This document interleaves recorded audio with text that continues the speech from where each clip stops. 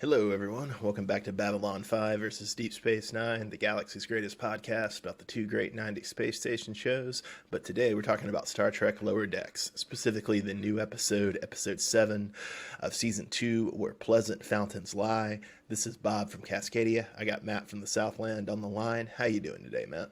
Oh, Bob, making me watch this cartoon once again. You will watch the cartoon and you will like it, Matt. Just kidding, Bob. You got boimed. It was actually all right. It was pretty good. I got boimed. Yeah, you got boimed. That's the lowest thing that can happen to a person. All right, so today in the A plot, we had Chief Engineer Billups and Rutherford trying to repair the Dragon engines on the flagship of Billups's mother, Queen Polona of the Hysperians, human Renfair colonist who will make Billups their king if he ever gets his V card punched. And then in the B plot, we have Mariner feeling like Boimler can't really whack a dangerous planetary mission, gets ransomed to reassign Boimler to her to transport an evil supercomputer, Agamus, voiced by Jeffrey Combs in his seventh Star Trek role, but they crash on a planet. It's a good episode overall. I liked both plots. Agamus is just that stereotypical supercomputer you see in like so many episodes of Star Trek throughout its history. Really more just the original series though, right? I don't feel like you see it quite as much, or like very seldom it feels like in the 24th century Trek, but all the time in the original series. Yeah, they probably realized it was a tired trope at that point, but still, like when you think of the evil supercomputer, he just fit all those. He checked all the boxes. Yeah, I would actually say I think this was maybe my favorite episode of the show so far, just because I thought like both plot lines were so funny. Whereas I've liked pretty much every other Lower Decks episode, but sometimes you have like a really good B plot and an A plot that's kind of meh, or vice versa. Yeah, I feel like when they stick to like an A and a B plot instead of branching out into like a C and a D, they tend to do way more with it. It's more interesting. Have you noticed that? I think I might. I'd have to go back and like study my breakdowns to be sure.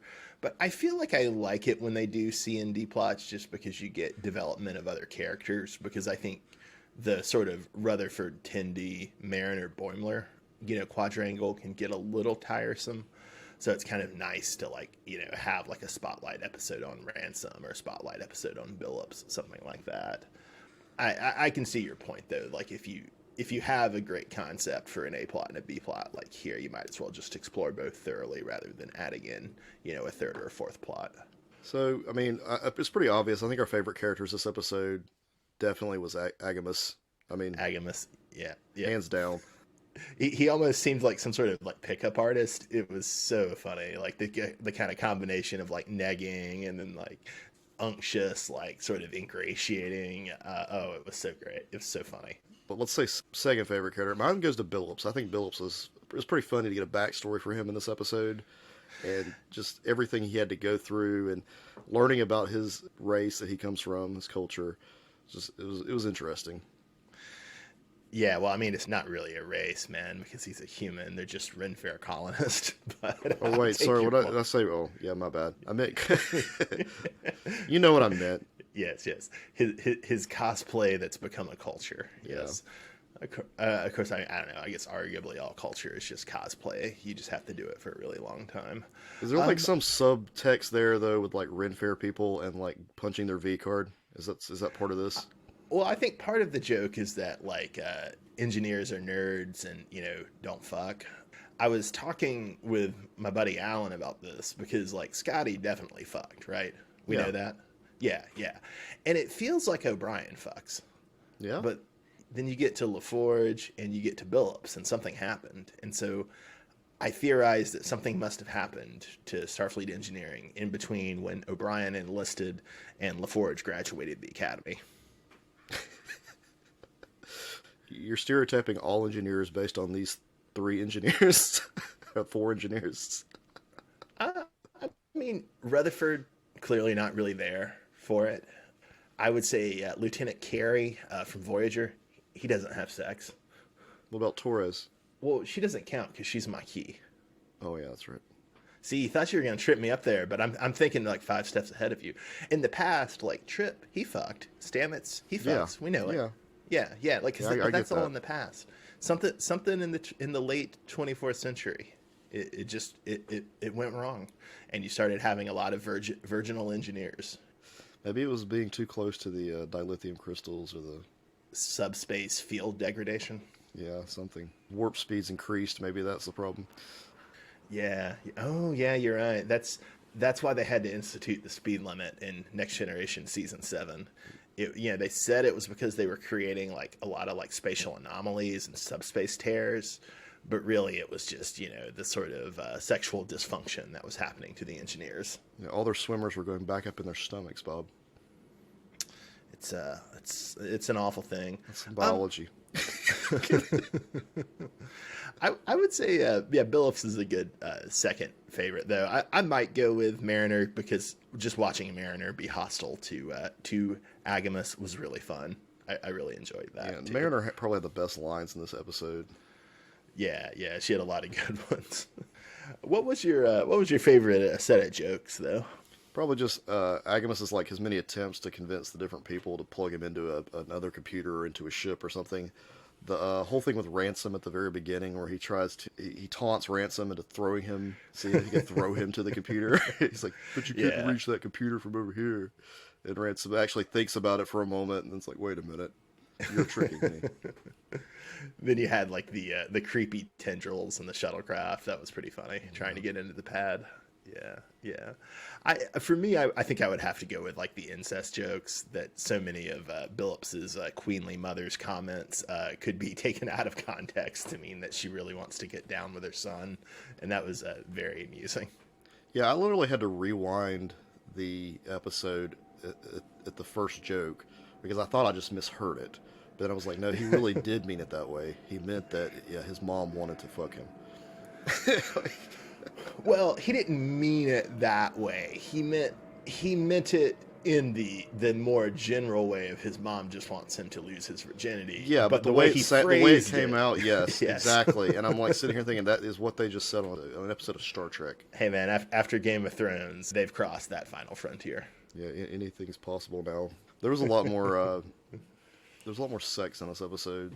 Yeah, I liked how wholesome the fact was that Billups was going to have a menage a trois with, both a male guard and a female guard. And I was wondering, is that like a specific aspect of Hysperian culture? Is losing your virginity in Hysperian culture, you have to have sex with both a man and a woman? I don't know. We'll wait for the next encyclopedia to come out and find out. So what was your favorite line of the episode? The first one was at the very beginning of the episode. Mariner says, "Boymie's got a phaser rifle. Nice. How are those different from regular phasers?" They take two hands. I don't know the damn difference. They look the same when they shoot them, and if they set it to stun on a phaser rifle and stun on a regular phaser. I think in some versions, like maybe like early in the Next Generation, the idea too was that like you would just take a normal hand phaser and then you would like stick it into like the frame of the rifle. It was like a Wii accessory, like you remember the Wiimotes? Yeah. You just stick it in there. Like now it's a fishing rod. Now it's yeah. Oh man, that was part of one of my favorite bits of the episode was just Boimler acting like all badass after he's been on the Titan. And, using all this pretentious, stupid operator jargon like wet work. And then Mariner just telling him, we can spray it down for you. It'll still be wet work. Which is also nice because it's a very funny double entendre as well. That was a good line.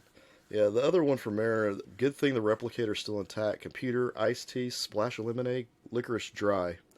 Great. The least nutritious food that tastes the most like poison. Have you ever had black licorice? I actually had just some the other day because one of my office mates left some out. It's disgusting. I actually kind of like it. I mean, I don't want to gorge on it. Something's wrong with you. It's an interesting flavor. I will make a small correction. I think it was licorice black, not licorice dry. Oh. Well, I cut and pasted this line directly from another website, so I'll blame them.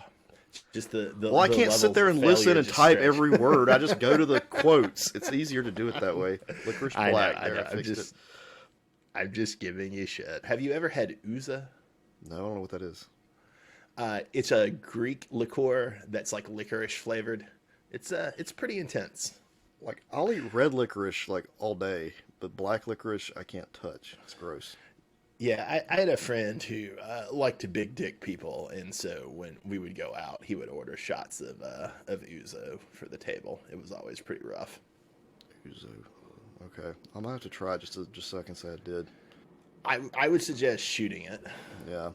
There's one more line that I just loved. I'll laugh out loud sometimes, like for real, but this one made me just bust out. Queen Billups goes, "Son, are you saying the problem is beyond your engineering acumen?" And then Billups says, "No, no, okay, no. We'll just have to run a full diagnostic from the bottom up." And then that female guard goes, "You can run your full diagnostic along my bottom up, my liege." It's just so stupid. Because she took the whole thing and reversed it, and then added "my liege" at the end. The "my liege" is what set the. That was it right there. That was just beautiful writing. So if I ever want to make you laugh, I just need to use some sort of stupid official title. That's cracking the code. All right. Yeah. And when you take all the verbiage that Billups used and reverse it to make it sound like an entendre, it's perfect. It's fantastic. So you want me to take it to you and reverse it? No, Compadre? You got it, Bob. You got it. Now add "my liege" at the end. I said my compadre. Oh, my compadre. There you go. My compadre. Trek references in this episode. This probably had the least number of Easter eggs, and I'm for real this time. I know I've said it before, but this one definitely had the least number of Easter eggs or old Trek references. Now you're making me like want to go and consult Memory Alpha to see. But I mean, like I would say broadly, the plots are both kind of throwbacks to old styles of episode. But yeah, just in terms of like Easter eggs or like specific details, yeah, it's one of the lighter in those terms. Maybe because it was episode 7 and they were kind of running out of old references to make. But did you notice that this is what I posted as my favorite old Trek references? It's really a Star Wars reference, though. Did you see the scene where they are on the planet and Boimler and Mariner and the computer like go down a long like hill, like a sand dune hill type thing? Okay. They like they take some metal and like go down it. That is an exact same scene. What is the first movie in the new trilogy, Star Wars trilogy? Oh, Not God, Last Jedi, I but don't know. whatever. We'll just call it Force Awakens. Force Awakens. Took me a That's it. minute Yeah, to think of it. Force Awakens. Yeah, that's an exact scene from the Force Awakens when Daisy I hate Ridley's that movie character so goes much. down that. I mean, we watched them all together, and I still I'm telling you, that new trilogy is like left my mind. Maybe it's because we watched the original trilogy so many times. I think the only one we saw together was Solo. Oh no, we didn't. We saw Last Jedi together. No, we didn't see Last Jedi. Yes, we I did. was staying in. If we did, I'd already seen it because I was in Seattle that Christmas and like went to see Last Jedi by myself. I like remember that very vividly. What's that? I was with you, Bob. You just don't remember. You just don't remember me being there. That makes me feel so good about myself.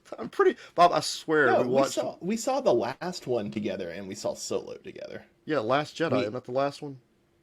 No, the last one is what Rise of the Skywalkers or whatever. Yeah, whatever. Sorry, that's the one we saw. My bad. Yeah, I thought for a minute there, 'cause- Bobby, you had completely forgotten about I was even there in the room with you watching the movie. No, here's my thought process. Like, I didn't go see The Force Awakens in theaters because it looked like it sucked. And then I saw the trailer for The Last Jedi, and it was like, oh, they're going to remake Empire Strikes Back. I do kind of like that one. So I watched The Force Awakens at a friend's house. And then I went to see Last Jedi by myself, like on Christmas morning, I think, because I was dog sitting. And I was like, yeah, that was exactly The Empire Strikes Back with just the scene order reversed. That was fun. And then I think after that, since I'd broken the seal, I was willing to go see Solo with you. And then I also went to go see, Rise of the Skywalkers with you. That's right. We saw Rise of the Skywalkers together. Yeah. I can't remember the names of the movies. I don't remember anything that happened in them. They were just, I mean, it's just bad. I don't know if it's just my memory going or what, but jeez. Oh yeah, no. New Star Wars is rough, man. It's all rough. It's don't come at me with the Mandalorian. I don't want to hear about it. Actually, the Mandalorian is not that bad. But it really is, man. The season 2 finale is like this one of the most unforgivably stupid things I've ever seen. oh god, that thing was awesome. But No, it We'll wasn't. save that for a bonus episode somewhere. Don't make me rewatch it, please. All right. So, what about you? What was your favorite old Shrek reference? Oh, I did think of one other, like the sort of like crashing on the planetoid. It did remind me of a specific animated series episode called Time Trap. It goes in a little bit of a different direction, but it did remind me of that. But Great. the more You and five substantive other thing, people saw it. Okay, go. I'm gonna strap you down Clockwork Orange style and make you watch the original animated series. No, the thing I liked the most about it was how it was mocking the ridiculous use of royalty and aristocracy in Star Trek. You know, specifically, Billups's mother is a lot like Luxana Troy's, Deanna Troy's mother on The Next Generation, and I'm a huge fan of Luxana, but it's still, it's a pretty ridiculous plot and like this post-scarcity utopian future where you still have royalty and aristocracy, and the starship crews have to deal with that. And you also saw a more contemporary version of that in one of those short Trek episodes where like Tilly makes friends with this girl who's like the queen of the dilithium planet, and then that was like a big kind of like save the ship moment at the end of season 2, which honestly, I'm not somebody who hates Discovery. I actually think Disco is a pretty good show. But man, that was by far the worst part of it, was the Dilithium Queen. The Dilithium Queen. I love too how they call everything on their ship something that fits in with it sounds like a Ren Fair type thing, like Dragon's Breath or Dragon Fire for the Warp Core. There are some others. I didn't write them down, but yeah. Billups mentions it a couple of times, and even Rutherford tries to do it. If you remember that part, and Billups is like, "No, just stop!" Like he tries to make up something about elves. Like, it's just cringe. It's just cringe, bro. yeah. Oh man, I did want to challenge you to rank Jeffrey Combs' Star Trek roles, but you just said I should do it. So. Yeah. I'm not even gonna try because I'm just gonna agree with whatever you say because. I will ask this though: did you know that he voiced Scarecrow in Batman the Animated Series and Brainiac in Injustice 2? I had no idea. What is Injustice 2? That's a video game. Yeah. Okay. Yeah. No, I had no idea about either of those. That's really cool that he was the voice of Scarecrow. Yeah. If you look at his IMDb page, that dude has done like so many cartoons and played so many different roles in both DC and Marvel. Other than these two, these are just two that like stood out to me, but there are a ton. I feel like I should like review who voiced all the villains from Batman the Animated Series, because it's like the three I can remember are all like really pretty famous. Like you got Mark Hamill doing Joker, David Warner doing Ra's al Ghul, and then now I didn't remember it, but Jeffrey Combs doing Scarecrow. That's a pretty big deal. All three of them, I would say. He was also the Question on Justice League Unlimited. Oh, yeah. I've actually not gotten to Justice League Unlimited. I'm like somewhere in the middle of Justice League season 2. We'll just get ready for da-da-da, da-da-da, da-da-da-da-da-da. Yeah, they kind of played the Question as kind of like a Fox Mulder kind of conspiracy theorist, right? Or you could just keep humming. Okay. Yeah, they have a legit like I'm telling you. The intro to that show is insane. You don't remember the intro to that show? The only ones I ever watched were the first season, like back in the day, and I downloaded them off LimeWire or some crap, and half the time like the video file wouldn't play, so I just listened to them like they were radio dramas. Justice League Unlimited is probably my favorite of like the 3 total seasons of Justice League. Right? There was season 1, season 2, and then Unlimited. If I remember. I think there were 2 seasons of the original show, and then Justice League Unlimited ran for 3 seasons. I think is how it went. I feel like the Unlimited piece was my favorite, like overall.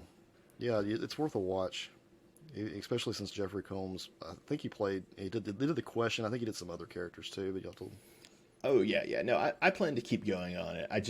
Titans is kind of taking up all that's all the superhero media I can handle at one time. Like one Titans a week is good. Yeah.